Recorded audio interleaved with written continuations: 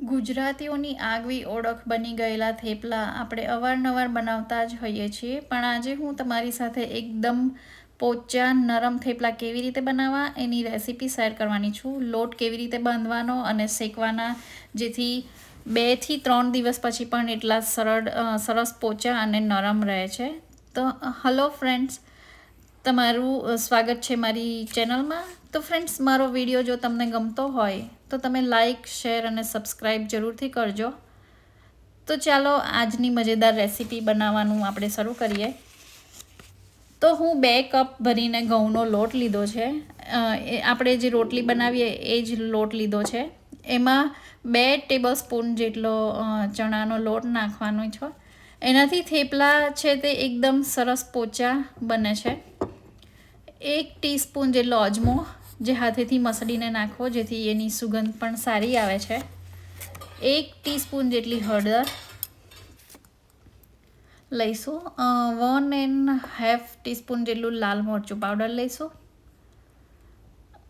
અને જો તમે ઓછું તીખું ખાતા હોય તો ઓછું નાખવું, વધારે ખાતા હોય તો થોડું વધારે નાખવું. 1/4 ટીસ્પૂન જેટલી હિંગ લીધી છે. હિંગ આમાં જરૂરથી લેજો, જેની સુગંધ સારી આવે છે. મીઠું સ્વાદ પ્રમાણે નાખીશું.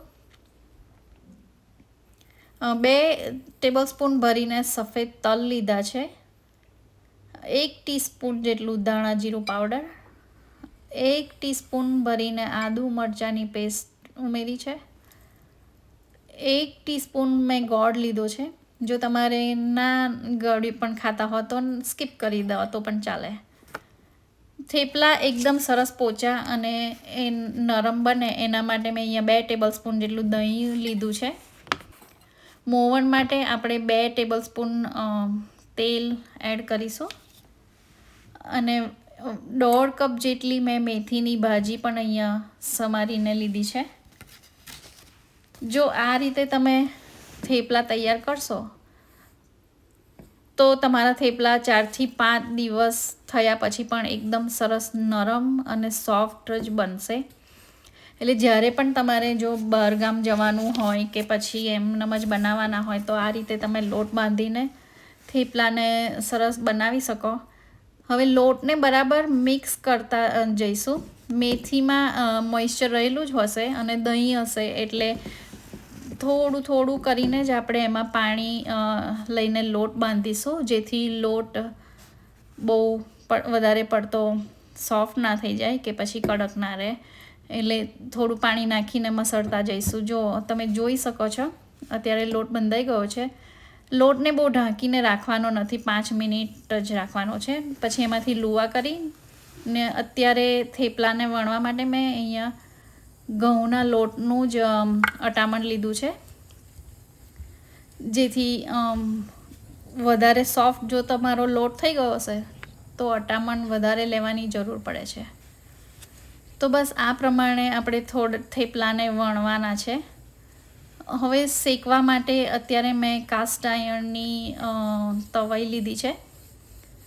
ગેસની ફ્લેમ મીડિયમ રાખીને જ મેં તવાઈને બીજી બાજુ ચાલુ કરી દીધી છે. જો આ રીતના થેપલા વણવાના અને હવે એને આપણે એક બાજુ શેકી લેવાનું. પછી એક બાજુ શેકાઈ જાય એટલે બીજી બાજુ ફેરવીને તેલ નાખી અને સરસ ધીરા તાપે આપણે એને શેકી લઈશું. એક બાજુ નાખો ત્યારે ફ્લેમ થોડી વધારે રાખવાની, બીજી બાજુ ફેરવો ત્યારે થોડું ફ્લેમ ઓછી કરી દેવાની, જેથી થેપલા તમારા બહુ કડક ના થઈ જાય અને સોફ્ટ જ રહે. અને તબિયત હોય પણ બહુ જ હલકા હાથે જ દબાવવાનું, જેથી સોફ્ટ રહેશે, અદરવાઇઝ કડક થઈ જશે.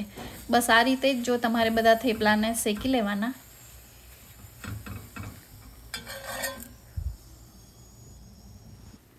આ થેપલાને બહાર તમે 5 થી 6 દિવસ માટે સ્ટોર કરી શકો છો અને આ થેપલા તમે અથાણા કે દહીં સાથે ખાઈ શકો છો.